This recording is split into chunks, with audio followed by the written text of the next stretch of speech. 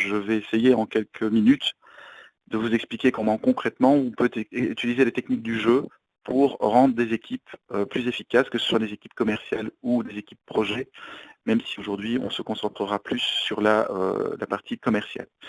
Donc je suis également Chief Marketing Officer d'Effici, qui est une société active dans le monde du CRM, dont je vais parler 2 minutes, mais très rapidement. Et je vous propose le schéma suivant, donc une petite introduction qu'on est en train de faire, ensuite beaucoup plus de détails sur la gamification et peut-être les tendances aussi aujourd'hui en 2016. La gamification fait appel à pas mal de données plutôt psychologiques sur notre comportement de joueurs. On est tous des joueurs ou quasiment tous des joueurs, mais on ne se comporte absolument pas de la même façon. Vous donnez quelques cas pratiques et notamment le cas d'une banque qui utilise notre application Pick Me Up, l'application d'animation commerciale depuis plus d'1 an, avec d'excellents résultats, et se ménager quelques minutes de temps pour pouvoir échanger à travers des questions et des réponses. Voilà, j'espère que ça vous va. Je suis devant le chat en même temps, donc je vous propose d'interagir et de vous manifester à tout moment, de poser une question à tout moment pendant la présentation. Alors Effici est une société assez innovante, c'est pour ça d'ailleurs qu'elle parle aujourd'hui de gamification, et en même temps un acteur qui est présent depuis près de 15 ans, si on prend tout l'historique, dans le monde du CRM. Et pour votre information, le CRM, donc les outils de gestion de relations clients, vont devenir le premier marché du logiciel en 2018 selon Gartner. Et Effici est un acteur qui se développe rapidement et qui est aujourd'hui leader indépendant en Belgique, mais excellent challenger aussi en France, aux Pays-Bas, en Allemagne, et présent dans 7-8 pays en Europe, avec des références qui vont de la petite société à la toute grosse, avec aujourd'hui à peu près 1600 clients et 55 000 utilisateurs qui utilisent notre outil, qui est disponible en on-premise, donc version sur les PC installés de vos collaborateurs, et en cloud, donc à distance, voilà, c'est au choix. Très bien, alors, passons peut-être directement dans le vif du sujet. Donc aujourd'hui, la gamification, c'est un hot topic, comme on dit, c'est un sujet à la mode. Moi, je fais évidemment de pari que ça ne sera pas qu'une mode. Et en fait, la gamification, pour moi, ça existe depuis plus de 30 ans. Il y a beaucoup d'initiatives qui ont été prises dans le domaine de l'éducation notamment. Et aujourd'hui, on arrive un peu à la phase de maturité, c'est-à-dire que la convergence entre tous les outils qui sont à notre disposition, tablettes, smartphones, PC portable, objets connectés, smartwatch, et le fait d'avoir une connexion permanente avec la 3G, la 4G, etc., ouvre de nouvelles possibilités et permet d'utiliser correctement un des leviers de la gamification qui est le temps réel.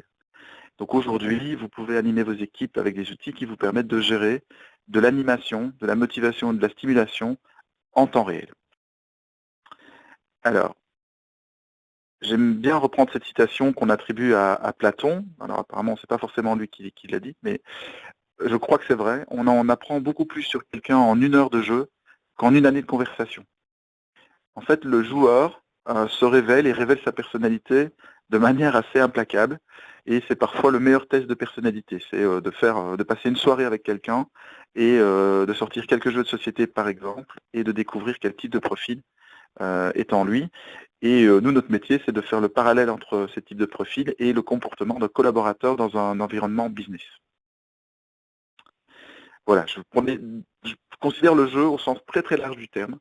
Donc les sports sont des jeux, les jeux de société évidemment, les jeux vidéo, mais les réseaux sociaux sont aussi parfois un jeu. Je prends par exemple l'exemple de Facebook. Lorsque vous êtes un utilisateur actif de Facebook, comme à peu près 40% des utilisateurs qui sont sur Facebook, c'est-à-dire lorsque vous publiez régulièrement des données, donc des photos, des posts, un article, des sujets, des blagues, vous rentrez dans un processus où vous espérez avoir un maximum de likes et c'est une mécanique de jeu, c'est-à-dire que c'est un score. Lorsque vous avez 45 likes sur votre dernier post, mécaniquement dans votre tête vous vous dites bah, tiens le prochain ce serait sympa si je pouvais en avoir 50, 60, 70, 80, etc. Donc ça c'est un des fondamentaux du jeu, c'est le scoring, et vous le retrouvez dans certains comportements de réseaux sociaux. Un autre exemple d'éléments gamifiés dans Facebook, qui ne se présentent pas comme un jeu, mais qui en est un pour certaines personnes, c'est le niveau de popularité que vous pouvez avoir sur ce réseau social vous donne accès à partir de 5000 amis à un statut de célébrité. Et lorsque vous êtes une célébrité, vous avez de nouvelles options et de nouvelles fonctionnalités qui se présentent à vous dans votre interface Facebook. Et bien ça, si je compare ça à un jeu vidéo par exemple, c'est un niveau.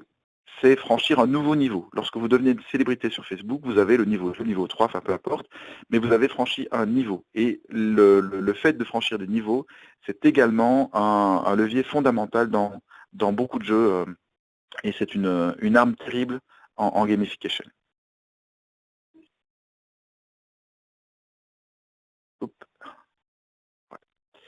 Alors, pour rentrer dans le concret, dans le fondamental du jeu, j'ai isolé trois fondamentaux, trois vertus du jeu qui sont celles qui nous drivent et qui nous motivent. Donc, la première vertu du jeu, c'est vraiment la plus importante, c'est que dans un jeu, vous progressez de manière visible, de manière nette, ce qui n'est pas toujours, ce qui est vraiment rarement le cas dans la vie réelle. Donc, lorsque vous êtes dans un jeu, les progrès que vous allez faire vont être instantanés et immédiats, et vous allez pouvoir être gratifié de ce progrès. Si je prends un exemple comme le Trivial Pursuit, vous avez 6 camemberts à aller chercher dans 6 thématiques, et lorsque vous êtes à 3 camemberts sur 6, vous êtes exactement à la moitié du jeu, à la moitié du parcours. Cette progression est très rassurante et très stimulante lorsqu'on joue.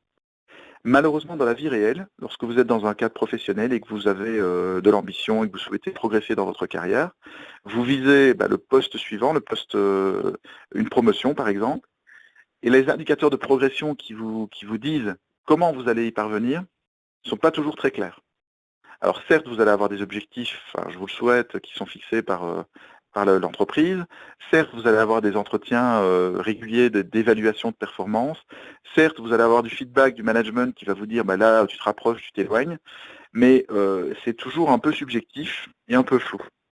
Donc le monde dans lequel nous vivons est un monde qui n'est pas si lisible que ça. Et c'est la première vertu du jeu, c'est la progression, le feedback permanent que vous pouvez avoir sur votre progression. La deuxième vertu du jeu, c'est que, et ça rejoint la première, c'est que dans un jeu, les règles sont claires.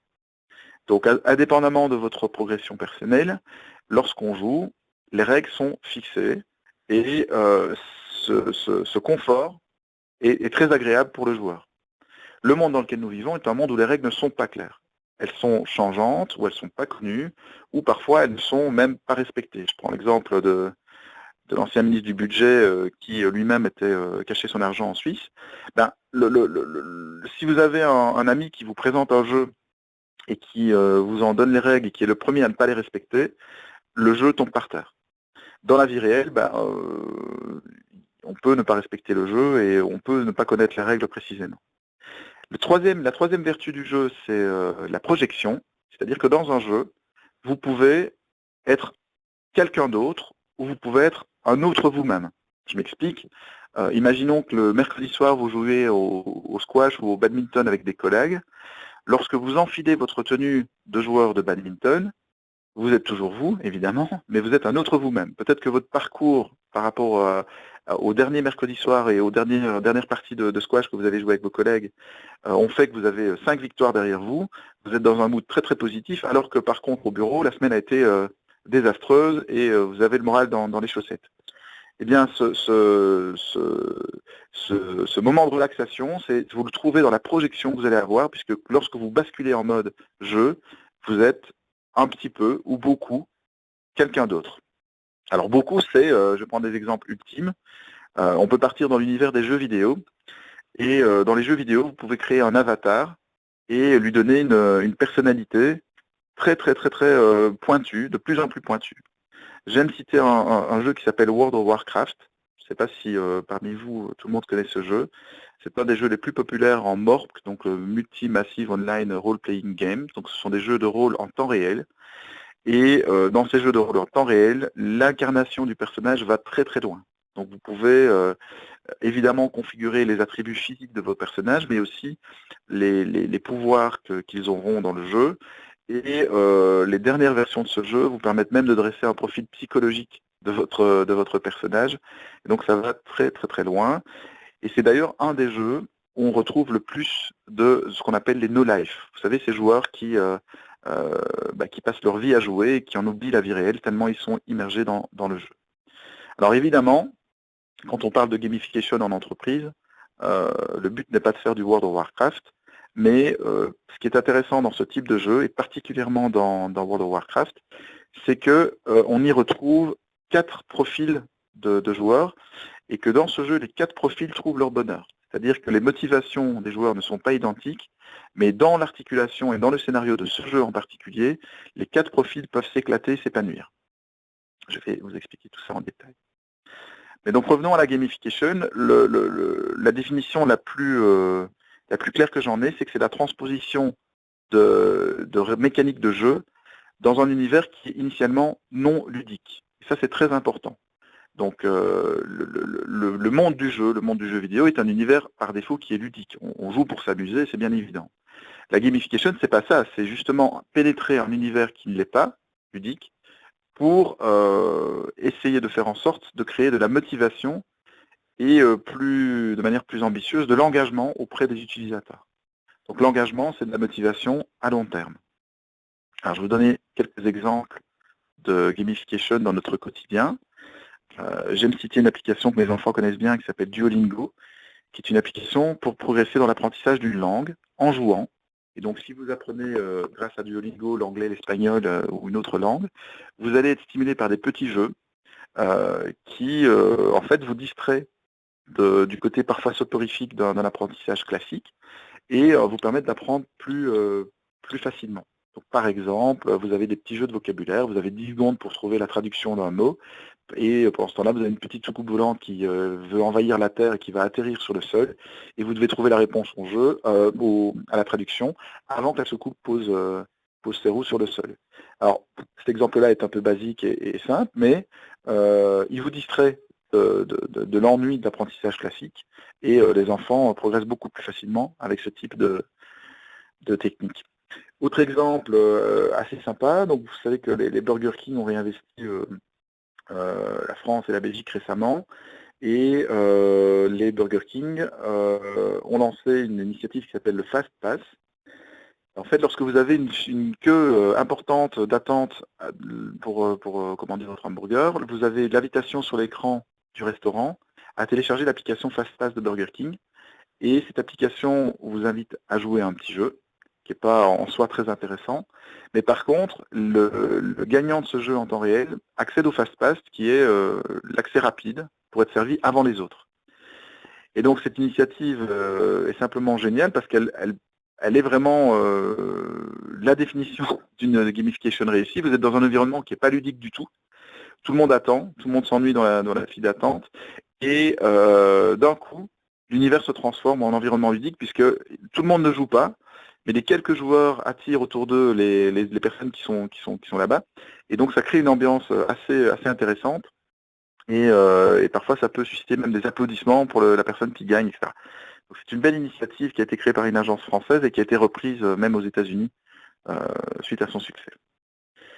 Un exemple beaucoup plus répandu, je ne sais pas si parmi vous il y a des sportifs, mais 70% des runners, donc des coureurs amateurs, utilisent aujourd'hui une application de type Nike+, Runkeeper, Endomondo, Runtastic, qui sont des applications de stimulation et de motivation pour sportifs amateurs et même professionnels. Dans ces applications, vous avez vos performances qui sont enregistrées et vous êtes directement mis au défi d'améliorer vos performances. Et moi je suis un peu dans le cas, c'est-à-dire je cours, mais pas beaucoup, et pour me faire courir, il faut que mes amis viennent me chercher dans mon canapé et me sortent, ou que j'utilise une application de type Nike+, je suis sur Nike+, je ne peux plus facilement aller courir si je ne suis pas connecté à mon application Nike+, puisque j'ai besoin de connaître mes performances, j'ai besoin de savoir si je cours bien ou pas bien pour rester motivé et stimulé. Voilà, il y en a probablement parmi vous qui sont sur une application similaire. Autre exemple de notre quotidien, le brossage de dents. Alors, surtout celui des enfants. C'est-à-dire que quand vous voulez que vos enfants se brossent les dents, il y a 3 défis. Le premier, c'est qu'il faut qu'ils se brossent les dents de manière régulière, donc 2 fois, 3 fois par jour. Le deuxième défi, c'est qu'ils doivent se brosser les dents suffisamment longtemps, donc 2 minutes. Et le troisième défi qui est le plus compliqué, c'est qu'ils doivent se brosser les dents correctement, c'est-à-dire faire en sorte que la brosse à dents ait la bonne pression partout, partout en bouche. Alors j'aime prendre l'exemple d'une start-up parisienne qui s'appelle Colibri. J'espère que vous voyez la vidéo.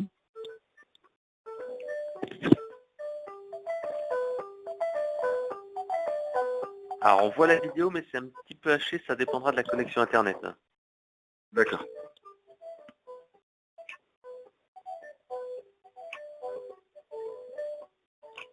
Alors sur cette vidéo, vous voyez une brosse à dents connectée à une application sur un smartphone. Donc la brosse à dents dispose de capteurs qui mesurent la pression et la position de la brosse à dents dans la bouche. Et vous avez 2 interfaces, celle des enfants qui en fait est un jeu, donc avec un petit personnage qui doit collecter des pièces d'or et qui part dans une chasse au trésor. Et de l'autre côté, un dashboard, une interface de management pour les parents qui suivent chaque jour la qualité du brossage de dents des enfants. Voilà, c'est typiquement une application gamifiée et qui me permet d'illustrer un principe de base en gamification qui est la gestion de la motivation. Il faut essayer de faire en sorte que votre motivation qui au départ est extrinsèque devienne intrinsèque. C'est-à-dire, par exemple, dans le brossage de dents, les enfants au départ, ils ont une motivation extrinsèque qui est si tu ne te brosses pas les dents, eh bien, ça va mal se passer, tu te feras gronder, etc. Ou si tu te brosses bien les dents, tu auras double ration de dessert ce soir. C'est une motivation extrinsèque au jeu. Et donc, le brossage de dents en lui-même n'est pas glorifié. Alors ici, avec le jeu Colibri, c'est pas le brossage de dents évidemment qui prend le dessus, c'est le jeu en lui-même. Donc l'enfant oublie qu'il est en train de se brosser les dents parce que le jeu prend le dessus. Mais la motivation est transformée, elle est beaucoup plus intrinsèque qu'elle ne l'était auparavant. Et ça, c'est un levier qui est beaucoup plus compliqué à atteindre dans un environnement business, dans un environnement d'entreprise. Pourquoi? Parce qu'en entreprise, bon, c'est un peu délicat de le dire, mais il y a un côté artificiel dans l'entreprise. On est dans un environnement où tout le monde joue un rôle, et il y a des limites qu'on ne peut pas dépasser, et puis il y a du plaisir qu'on n'a pas le droit de prendre, qu'on peut prendre dans un jeu. Et donc lorsqu'on parle de gamification dans un environnement d'entreprise, c'est toujours un peu délicat. Parce que pour que ce soit vraiment intrinsèque, c'est-à-dire que la personne se prenne au jeu d'une application gamifiée, par exemple de gestion de projet, il faut qu'on soit sûr qu'elle le fait pour de bonnes raisons et qu'elle ne le fait pas parce qu'on lui a dit de le faire ou que de toute façon elle dira toujours que quoi que l'entreprise fasse, c'est bien. Voilà. Et ça, c'est le grand défi des spécialistes de la gamification en entreprise aujourd'hui.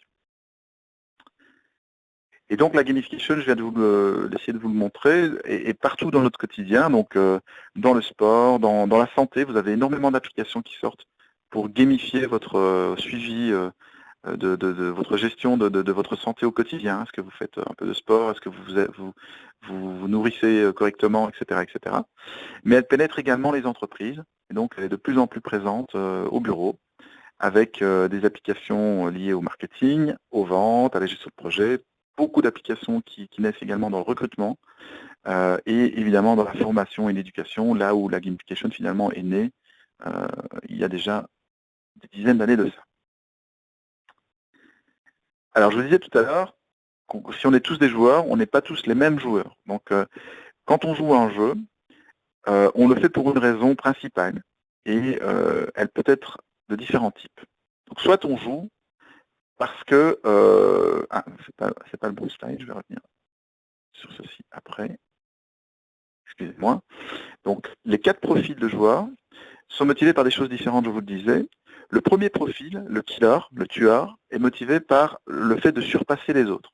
Sa motivation principale, c'est d'être le meilleur dans un classement et de se prouver à lui-même, souvent c'est une question d'ego, ou de prouver au monde qu'il performe mieux que ses autres joueurs, que les concurrents, que ses compétiteurs qui sont en face de lui.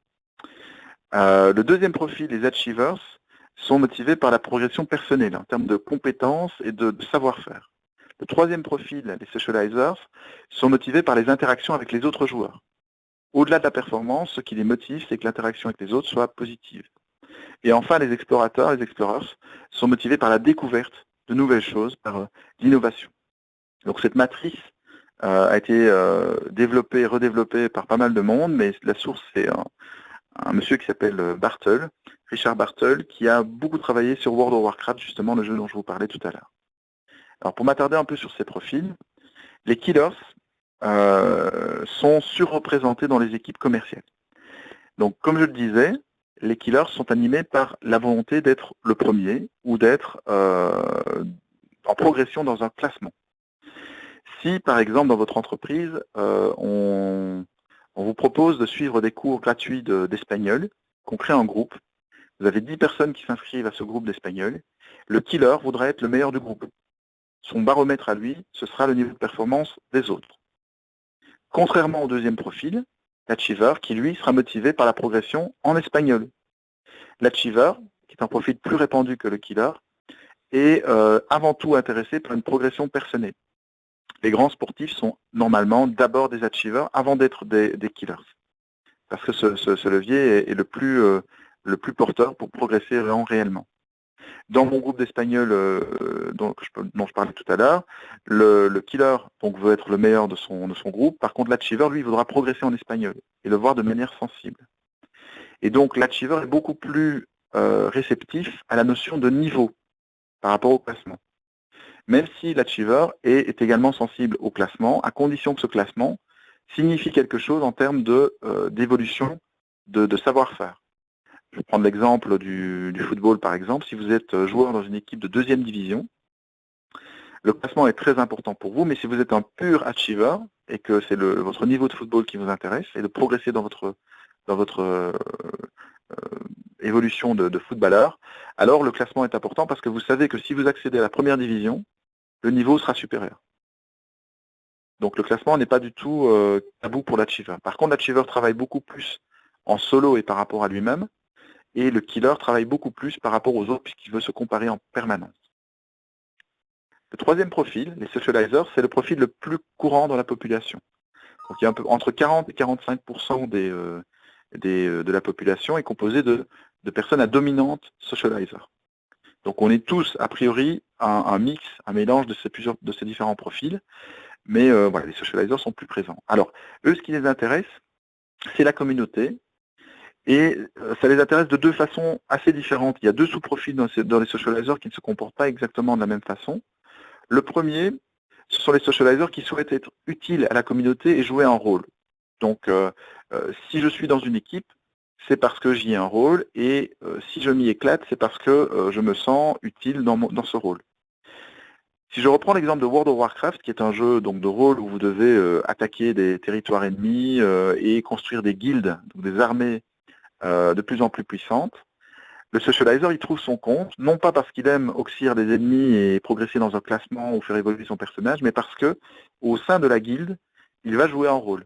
Et donc le chef de la guilde va lui attribuer une mission et un rôle, et c'est ce que le socializer utile souhaite faire. Le deuxième sous-profil, qui est un peu différent, c'est le networker, qui est un socializer qui veut absolument se connecter à un maximum d'autres joueurs ou à un maximum de collègues. Donc il recherche plutôt la popularité et l'empathie des autres personnes, et souvent des personnes qui sont les plus influentes dans la communauté. Voilà. Donc ces deux leviers sont importants dans le jeu. Et il est très très très important d'identifier dans si vous avez une stratégie de gamification, il est très important d'identifier dans vos équipes qui sont les socializers, parce qu'il y a une manière particulière de les traiter, et que en fait chaque profil doit être traité correctement, puisque si vous insistez sur le classement avec les socializers, vous allez les faire fuir. Je vais vous donner un exemple. Donc moi, je donne un cours à Aix-en-Provence de User Experience. Ce sont des étudiants qui sont des étudiants en graphisme et en design, et ils sont majoritairement socializers, clairement. Et donc, ils utilisent notre application d'animation commerciale Pick Me Up dans le cadre des cours. Donc, je les évalue et je leur donne les cotes et les points dans Pick Me Up. Mais au départ, je le faisais de manière individuelle, et c'était pas terrible. Et j'ai ensuite travaillé vraiment sur le challenge, le défi par groupe. Et là, ça a complètement changé le comportement des joueurs.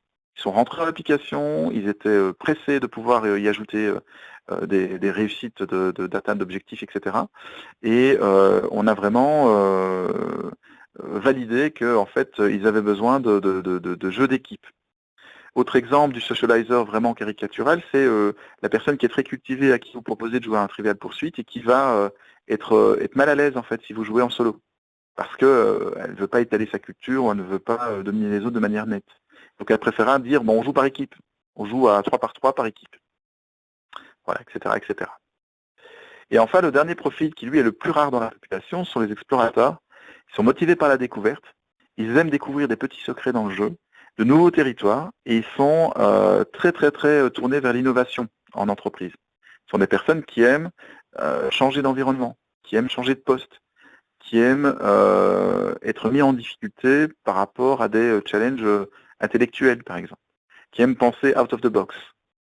Donc ça, c'est un profil qui est très utile et très intéressant, mais qui est également relativement solitaire dans le monde du jeu comme dans le monde de l'entreprise. Voilà, donc j'ai fait un petit tour sur les 4 profils, et si vous vous intéressez à la gamification, vous découvrirez rapidement que c'est la base de réflexion de tout projet. C'est d'identifier dans la population à laquelle vous allez vous adresser qui sont en fait vos interlocuteurs. Voilà. Si vous avez des questions à ce stade-ci, n'hésitez surtout pas, donc posez-les dans le chat, et j'orienterai ma présentation en fonction de vos questions. Alors, il y a plusieurs études sur ces différents profils. D'ailleurs, ça pourrait être sympa dans les questions, n'hésitez pas à nous dire quelles sont la typologie de personnes chez vos employés salariés que vous souhaitez motiver. Est-ce que c'est plutôt des killers, des achievers? Et c'est vrai que c'est assez intéressant de savoir déjà à qui vous adressez, et puis nous, on pourra vous donner des petits conseils sur comment les animer, comme tu disais tout à l'heure, avec tes étudiants en graphisme. Je vais même vous proposer un petit test. Il y a un test pour savoir quel type de joueur vous êtes, qui est composé de 32 questions, mais je prends souvent une question type qui est assez efficace. Imaginez que vous êtes, chaque dimanche, vous courez avec un groupe d'amis, vous courez avec 4-5 amis, de manière tout à fait amateur, vous courez 5-6 km, donc pas à un haut niveau, tous les dimanches. Et puis, ce dimanche-là, il fait particulièrement beau, soleil radieux, tout le monde est de bonne humeur, et puis il y en a un qui lance, bon, écoutez les gars, on va aller plus loin, et je vous propose de faire le marathon de Barcelone dans 6 mois.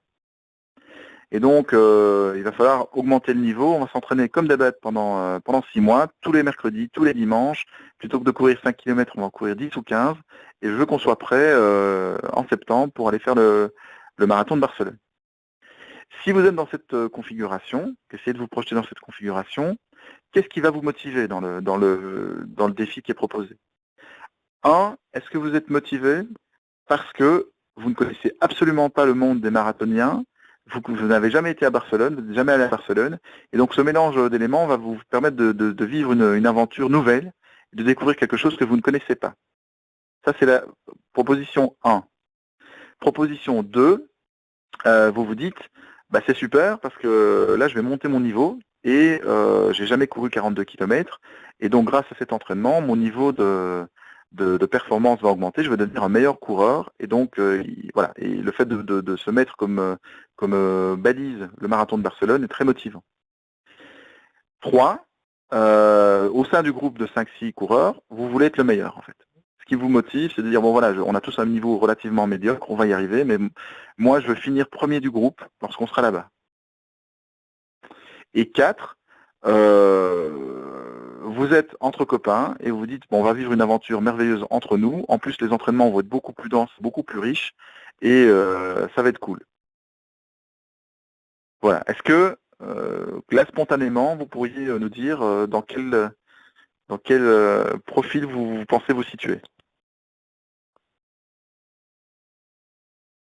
Si vous êtes là.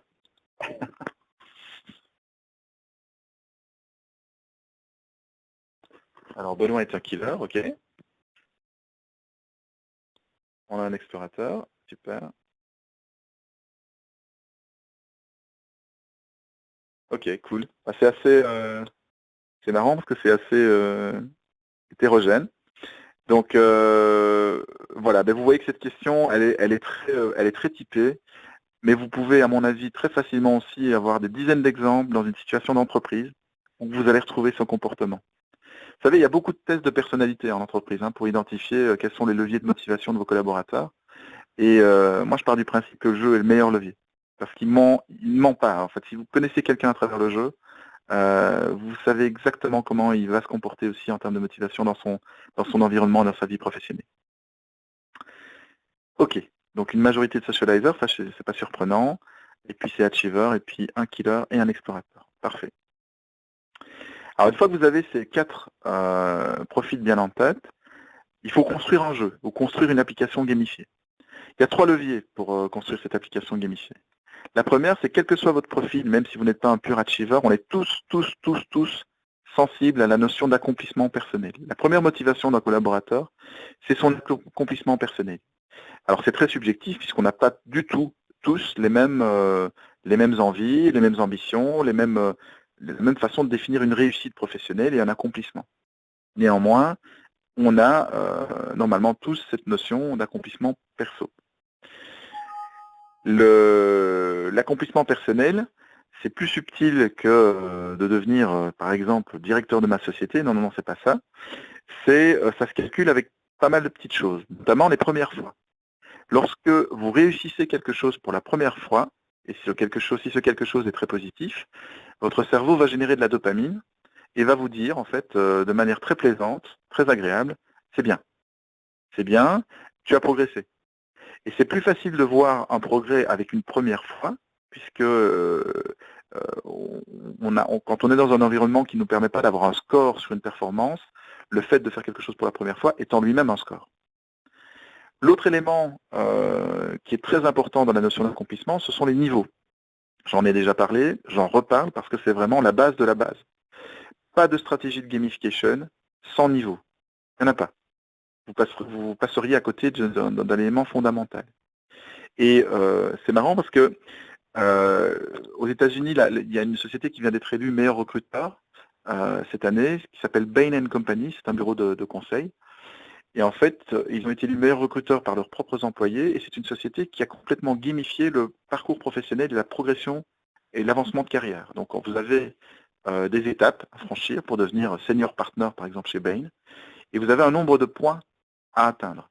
Et les règles sont très très claires, et vous savez ce que vous devez faire exactement pour atteindre ce nombre de points.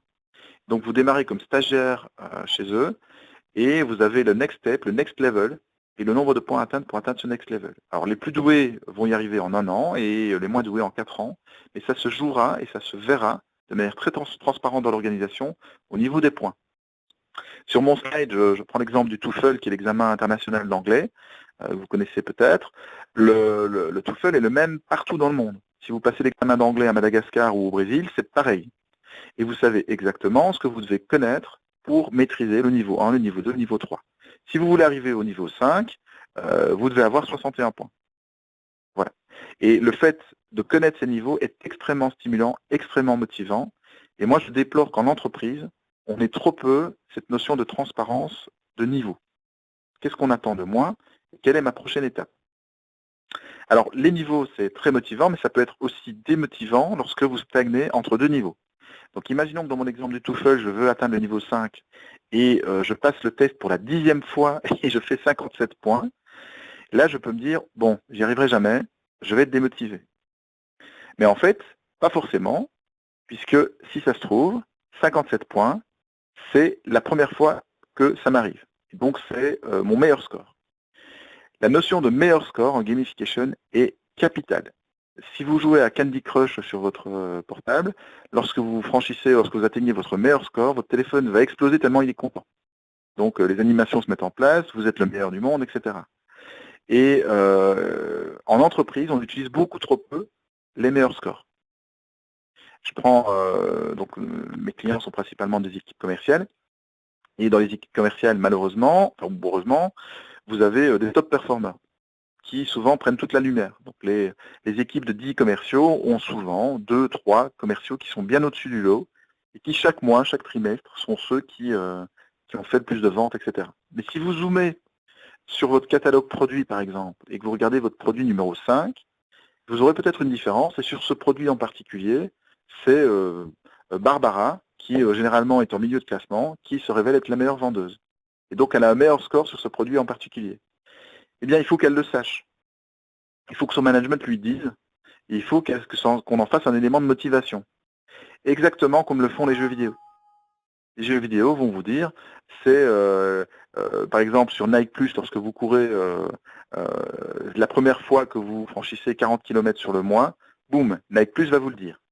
Et là, on est dans une notion plutôt de badge. En gamification, les badges sont un excellent outil pour valider une performance, prendre une photographie et vous dire ça, tu l'as fait, c'est pour toi, c'est pour toujours. C'est l'équivalent de la médaille du militaire. Donc le militaire qui est parti faire la guerre du Golfe, que sais-je, il a mis sa petite médaille sur sa cheminée, il est content, il l'a fait. C'est un certificat ou un diplôme. C'est aussi par exemple le permis de conduire que vous avez dans votre portefeuille. Moi je suis incapable de vous dire aujourd'hui si je peux repasser mon permis de conduire avec succès. Je pense même que je ne suis pas sûr de réussir ma marche arrière. Par contre, j'ai un document dans mon portefeuille que je peux vous sortir à tout moment et vous dire, regardez, j'ai mon permis. Voilà. Et pour reprendre la remarque du chat, effectivement, la culture du résultat prime en entreprise par rapport à la notion de progression. Alors là-dessus, j'ai une idée assez arrêtée, c'est que en 2016, le management a bien évolué et tous les nouveaux collaborateurs qui rentrent en entreprise, les jeunes, si vous ne vous occupez pas de leur progression individuelle, vous n'allez pas aller chercher du résultat pour l'entreprise. Donc je pense que les deux objectifs se rejoignent complètement. Donc les entreprises qui sont les plus respectueuses de la progression individuelle des collaborateurs vont aller chercher, selon moi, de meilleurs résultats et ça va être de plus en plus marqué dans les années qui viennent. Maintenant que la culture du résultat prime en entreprise, oui c'est un fait, et l'entreprise est là pour réaliser des résultats. Par contre, on ne peut plus le faire comme dans les années 80, et je suis assez d'accord avec vous, c'est encore ça qui prime aujourd'hui. Alors, le deuxième levier, donc je vous ai parlé de l'accomplissement comme étant le premier levier, j'ai vraiment insisté sur la notion de niveau, très important, et je hiérarchise les trois leviers, puisque ensuite, seulement ensuite, vous avez le deuxième levier qui est la compétition ou la collaboration. La compétition est assez tabou, et d'ailleurs c'est bien parce que la discussion, à mon avis, dévie vers ça. C'est une discussion que j'ai dans chaque rendez-vous, dans chaque réunion avec mes clients. Moi, je préfère parler de comparaison. Si vous êtes un achiever et que vous voulez progresser individuellement, à un moment, vous pouvez progresser, mais vous serez aveugle si vous ne vous comparez pas aux autres. Je prends l'exemple, j'habite dans un petit village dans le sud de la France, on a 3 boulangeries, et la boulangerie Céréalia est clairement la meilleure des 3 boulangeries. Tous les habitants vous le diront, et vous avez même des habitants qui vous diront c'est la meilleure boulangerie de toute la région PACA. Si je suis le boulanger, je suis très content, et je peux me contenter de ça, et me dire, bah oui, puisque tout le monde le dit, bah, je suis le meilleur boulanger de la région. Si j'ai un peu de conscience professionnelle et l'amour de mon métier, je vais quand même régulièrement aller voir ce qui se fait ailleurs et essayer de me comparer pour trouver de nouvelles techniques, pour trouver de nouveaux pains auxquels j'ai pas pensé, etc., etc. C'est le village de Rognes, en bordure de Luberon, pour répondre à Michael. Donc, cette notion de comparaison, elle est essentielle. Si vous ne vous comparez pas, à un certain moment, bah, vous stagnez. Alors, il y a plusieurs types de compétition. Vous avez la compétition qui est la pire, c'est la compétition survie, où vous êtes dans un contexte où votre entreprise manque de ressources. Donc, par exemple, pas de management, pas d'encadrement, votre manager est jamais là. Ou manque de ressources financières, c'est-à-dire que les résultats sont pas valorisés. Il n'y a pas de culture, de rémunération, de performance, etc. L'environnement est hostile. Et la survie est la priorité. Je vous donne un exemple classique, c'est vous êtes dans une équipe de 10 personnes, il y a une restructuration, 3 personnes vont être licenciées dans les 3 mois, et tout le monde se bat pour survivre. Ce type de compétition, je ne l'ai pas inventé, il existe. Je vais prendre un exemple un peu plus positif. Vous êtes chez L'Oréal à Paris, dans l'équipe marketing, et il y a une position qui se libère à New York pour un job que tout marketeur chez L'Oréal rêve d'avoir, et une des 3 personnes de l'équipe marketing de Paris peut briguer ce poste. Il y a 6 mois de sélection, et vous devez, en tant que manager de cette équipe, faire en sorte que pendant les 6 mois, tout le monde soit extrêmement motivé et se surpasse pour y arriver, et préparer le premier jour du 7e mois, parce que là, vous allez avoir une démotivation chez les 2 qui n'auront pas été sélectionnés. Compétition survie, la plus dure. De l'autre côté, une compétition peut être également une compétition saine et simplement une compétition émulation. Vous êtes dans un contexte où les ressources sont suffisantes, vous avez un bon management qui est sain, qui est disponible, vous avez une valorisation de l'atteinte d'objectifs, vous avez un environnement qui en soi est compétitif, c'est-à-dire que les collègues avec qui vous travaillez sont des gens qui sont tout à fait réceptifs à cette notion de compétition, qui sont par exemple eux-mêmes des sportifs, et la performance n'est pas tabou, on est tous sur un partage de performance. Je vais vous donner un exemple, je vais revenir à Nike+. J'ai couru au mois de juillet pour la première fois de ma vie 80 km. Je suis sur les genoux. Mais si j'ai couru ces 80 km, c'est pour deux raisons. La première, c'est que Nike m'a sensibilisé à atteindre le niveau gold qui est courir 80 km par mois pendant que je voulais y arriver. Et ça, c'est typiquement un comportement d'achiever. Mais il se trouve que mon ami Philippe avait le même objectif. Et que chaque jour, ou chaque fois que j'étais en mode course, à la fin de la course, je dépassais Philippe ou Philippe me dépassait. Et la combinaison de ces deux facteurs était très stimulante. Et je pense que sans les deux, j'y serais pas arrivé. Voilà. Et donc là, je vous donne une combinaison achiever-killer, qui est une combinaison hyper fréquente, hyper dominante. C'est la majorité des cas dans les équipes commerciales. Voilà. Et vous allez trouver exactement l'inverse en gestion de projet. Donc le deuxième levier, c'est soit la compétition, soit la collaboration. Si vous êtes dans un mode compétitif dans une équipe de gestion de projet, ça va être compliqué. Parce qu'on n'est pas en compétition, on est ensemble autour d'un projet, on doit y arriver ensemble. J'ai développé pour ça une autre application qui s'appelle Happyformance, qui est vraiment basée sur la gestion en mode collaboratif avec zéro compétition, mais que je ne proposerai jamais à une équipe commerciale. Et par contre, que je propose par défaut à des équipes de gestion de projet. Donc le deuxième levier, compétition ou comparaison. Pour rester sur les équipes commerciales, en fait, lorsque vous vous comparez dans une équipe commerciale, vous ne vous comparez pas avec le type qui est tout en haut. L'objectif, souvent, c'est d'atteindre le niveau de performance de la personne qui vous précède. Exactement comme dans les jeux vidéo, si vous êtes dans Candy Crush, on ne va pas vous comparer avec le meilleur joueur du monde qui est en Corée du Sud et qui est un adolescent de 14 ans qui est super doué. On va vous mettre dans un classement virtuel. Dans ce classement, vous avez toutes les chances de progresser et de finir premier du classement. Technique de base en gamification. Et le troisième levier, et on a souvent tendance à réduire la gamification à ça, c'est pour ça que je le mets en dernier, c'est le fun. C'est-à-dire que si vous développez une stratégie de gamification dans l'entreprise, si vous transformez ça en système de comptage de points et en niveau et avec un scénario un peu rigide, il vous manquera un élément. L'élément, c'est que votre application, ou votre site web, ou parfois ça peut être même non technique, hein, vous pouvez avoir des posters, des affiches et un scénario de jeu un peu plus classique avec un plateau avec votre équipe. Il faut que ce soit fun, il faut que ce soit ludique. Mais attention, lorsqu'on dit que c'est ludique, ne jamais oublier les 4 profils. On ne s'amuse pas des mêmes choses. On n'a pas les mêmes leviers, donc on n'a pas les mêmes moments d'amusement. Voilà. J'insiste sur les 4 profils et les 3 leviers. C'est un peu la grammaire, mais au-delà de tout ça, il y a cette notion d'ego. Lorsque vous jouez, ou lorsque vous êtes dans un mode que ce soit compétitif ou collaboratif, en fait, vous êtes toujours au vu des autres. Et par exemple, je vous disais tout à l'heure, le socializer qui veut se sentir utile dans son équipe, c'est également un travail d'ego, en fait. Il se renvoie une image de lui-même et il veut se sentir utile. Donc l'ego est présent partout, tout le temps. Voilà. Et donc, la gamification pénètre les entreprises. Je vous donne des exemples d'applications où elle est vraiment très mature. Vous avez en gestion informatique des techniques agiles qui sont très répandues, notamment la méthode Scrum. Et la méthode Scrum, c'est déjà au départ des transpositions d'un vocabulaire de rugby. Donc vous commencez avant un projet, vous faites une mêlée avec vos collaborateurs, et puis vous avez 3 semaines de sprint pour réaliser cette partie de projet.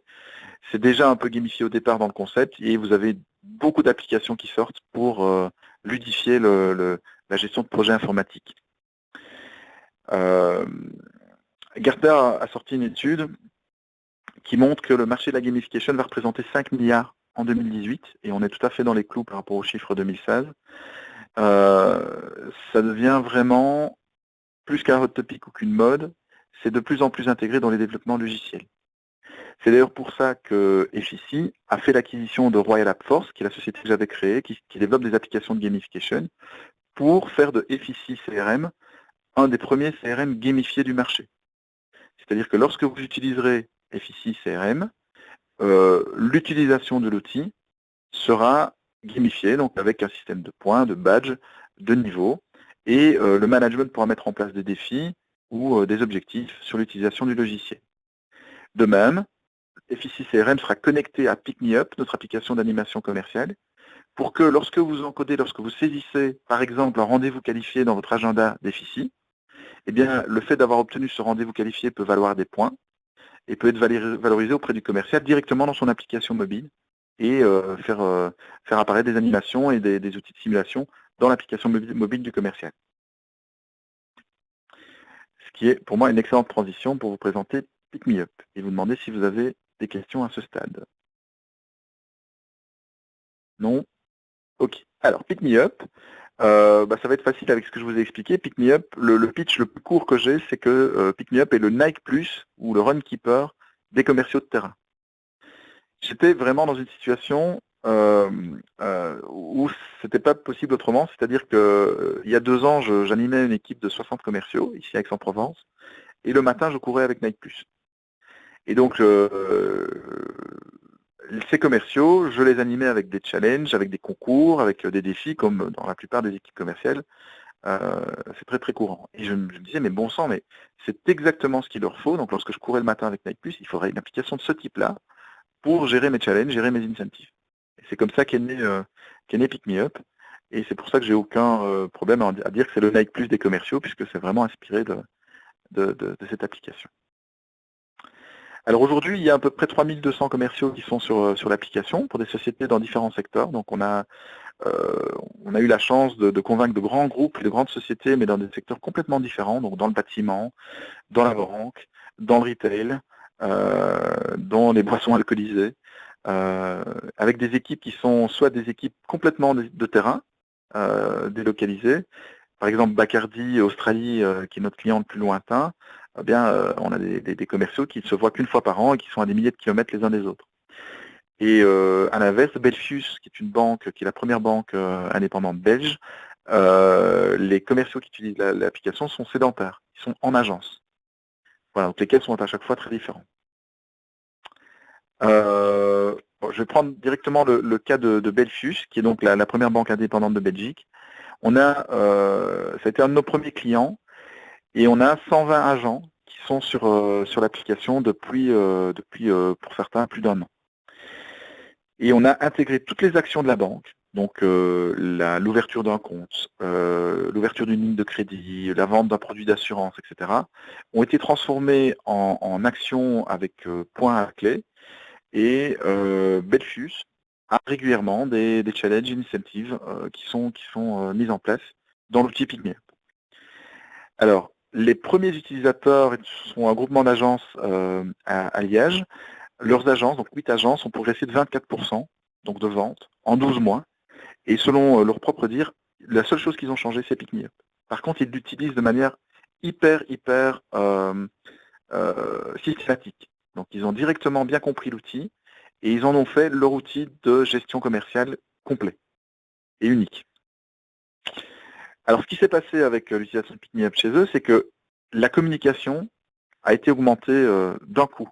Donc les 8 agences ont commencé à beaucoup plus échanger entre elles, et l'administrateur délégué qui est en charge de ces 8 agences, qui papillonnait d'une agence à l'autre pour gérer ses équipes, avait en plus de ses déplacements physiques, il avait dans sa poche un outil qui lui permet de voir ce qui se passe en temps réel partout, et de pouvoir orienter son calendrier, et de pouvoir orienter ses visites.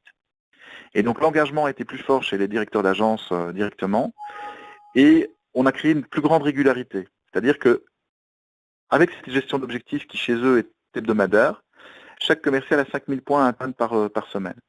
Et ce qu'on a constaté, c'est qu'à partir du mercredi, vous voyez très clairement ce qu'il vous reste à faire pour atteindre vos objectifs. Et donc le jeudi et le vendredi, qui étaient des journées un peu creuses, surtout le vendredi, ont complètement évolué, et le vendredi est devenu une journée faible, et le jeudi une journée normale. Et c'est là qu'on a gagné en productivité. Donc là où avec PickMeUp, c'est pour ça que ça s'appelle Pick, on va chercher des succès et des sommets, de nouvelles performances, de nouveaux records chez les commerciaux. On va surtout chercher de la régularité, comme vous le voyez sur ce graphe. Alors, on se base sur les besoins des commerciaux. Donc les commerciaux, ils ont besoin de quoi? Ils ont besoin d'objectifs clairs. Par rapport à d'autres fonctions dans l'entreprise, un commercial, bien formé, normalement, s'il n'a pas d'objectif clair, il va venir vous supplier de lui en donner. Il a besoin de savoir ce qu'on attend de lui, et il a besoin de suivre sa progression. Idéalement, il a besoin de la suivre de manière très très régulière, voire quotidienne. Je croise encore beaucoup de sociétés où on a les indicateurs de progression qui sont donnés à la réunion hebdomadaire du lundi, la sacro-sainte réunion de commerciaux du lundi. Ou pire, la réunion mensuelle, pour certains cas. Avec PickMeUp, la progression est instantanée. Pas besoin de faire un point, vous avez toutes les informations. De son côté, le manager, lui, il a des besoins qui sont en miroir de ceux des commerciaux, c'est-à-dire qu'il doit communiquer correctement, fixer des objectifs clairs et progressifs, et pouvoir stimuler la performance en se manifestant au bon moment, et à nouveau, je le répète pour la 15e fois, ça veut dire en temps réel, au moment où il faut le faire. Pas trop tard, pas trop tôt. Et enfin, le directeur d'une société ou le directeur commercial, lui, il a besoin d'avoir une vue d'hélicoptère de l'ensemble et de se manifester au bon moment, c'est-à-dire pas trop souvent, parce que c'est pas son job, mais lorsqu'une performance marquante est atteinte, il peut se manifester et c'est très très bien perçu des différentes équipes. Voilà, et donc PickMeUp fonctionne comment? Donc je vous explique le fonctionnement de l'application. Chaque commercial se retrouve face à un tableau de bord que vous avez devant vous, qui lui donne son score à l'instant T, et dans lequel il a des boutons qui lui permettent de saisir ses actions. On ne parle pas de vente dans PickMeUp, on parle d'action parce que le terme est beaucoup plus large, et qu'en animation commerciale, on ne valide pas que les ventes. J'ai même des clients qui ne valident pas les ventes, parce que c'est trop tard. Ce qu'ils souhaitent faire dans leur plan d'animation, c'est valoriser le processus de prospection. Et donc, par exemple, j'ai des clients pour qui le premier rendez-vous qualifié est beaucoup plus important que la signature du contrat. Parce que finalement, le premier rendez-vous qualifié est plus difficile à obtenir. Sur ce dashboard, le commercial voit en permanence son objectif. Donc Emma, ici, elle est à 0 point. L'atteinte d'objectif est symbolisée par cette petite montagne. Et elle a un objectif à 200 points. Voilà. Et à chaque fois qu'elle va ajouter une action, elle verra son score progresser pour atteindre cet objectif. Elle peut basculer sur différentes périodes. Donc là, on est sur le mois par défaut. Mais elle pourrait très bien regarder par semaine, par trimestre, par quadrimestre, par semestre, par année. Elle voit qu'elle est 5e sur 9 dans son équipe en position. Donc effectivement, comme je le disais tout à l'heure, cette application en particulier est orientée sur du Killer Achiever et donc la notion de classement est essentielle, vraiment. C'est la page la plus visitée d'ailleurs, on va y aller juste après, par les utilisateurs. Elle a son record qui est établi, comme elle vient de démarrer dans mon exemple, elle est à 0, et elle a sa moyenne qui est établie aussi. Alors en animation commerciale, la moyenne c'est très important, parce que les commerciaux ont tendance à survaloriser des performances ponctuelles. Dans l'équipe dont je vous parlais tout à l'heure avec les 60 commerciaux, mon meilleur commercial c'était William. Et William, il n'était jamais dans le top 3. Chaque semaine, William, il était 7e, 9e, 10e, mais sur 60, c'est pas mal du tout. Mais il était hyper régulier, toutes les semaines, toutes les semaines. Et à côté de lui, on avait Fabien, qui était un peu plus frimeur et qui avait fait une magnifique semaine, mais une seule fois. Et il en parle toujours aujourd'hui. Si vous demandez à un nouveau collaborateur qui rentre dans l'équipe qui est le meilleur commercial, il va vous dire c'est Fabien. Non, pas du tout, c'est William.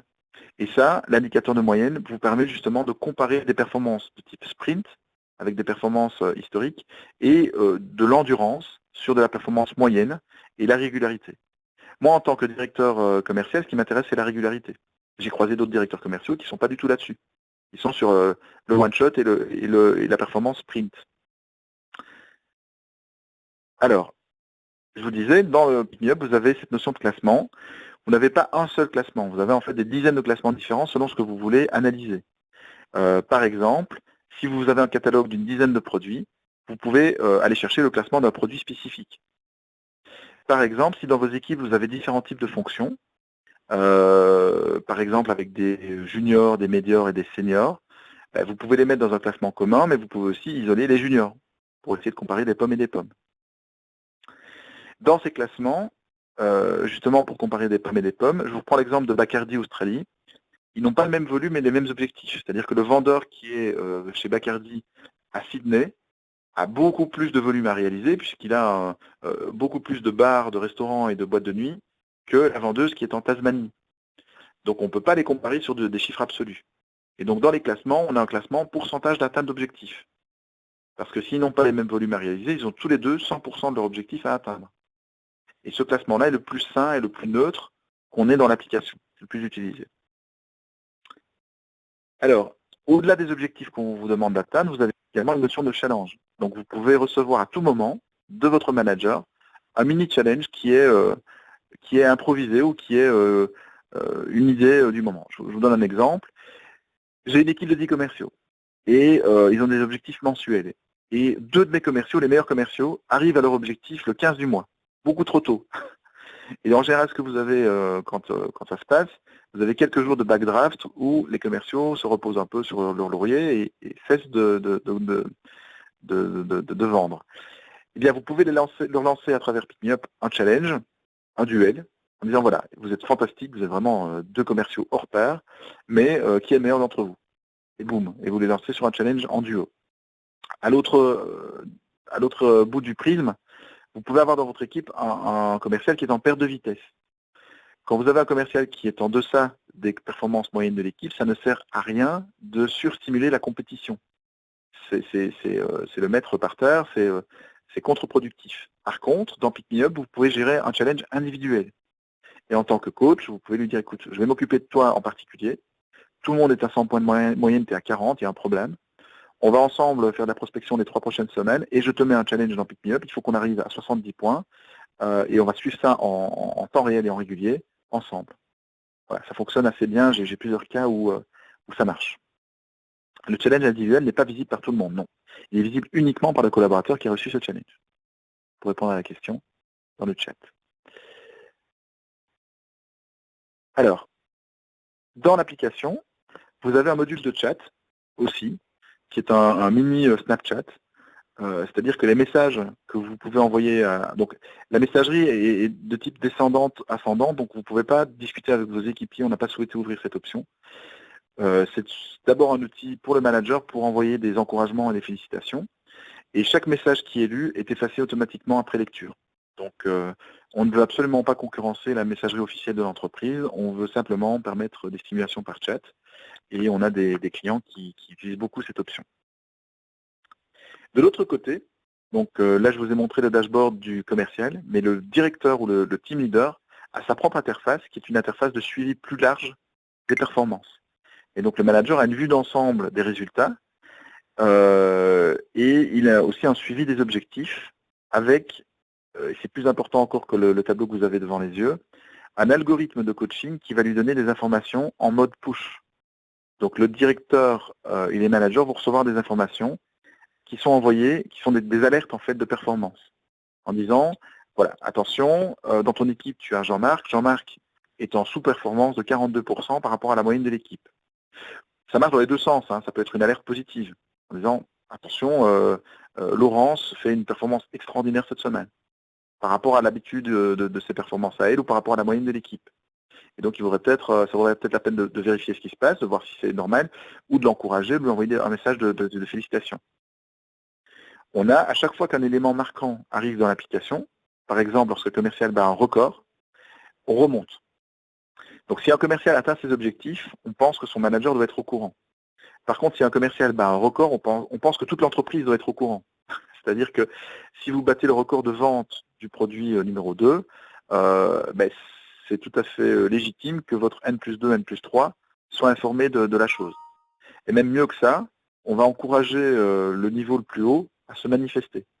Je vous donne un exemple. On travaille pour Allianz en France, l'assureur.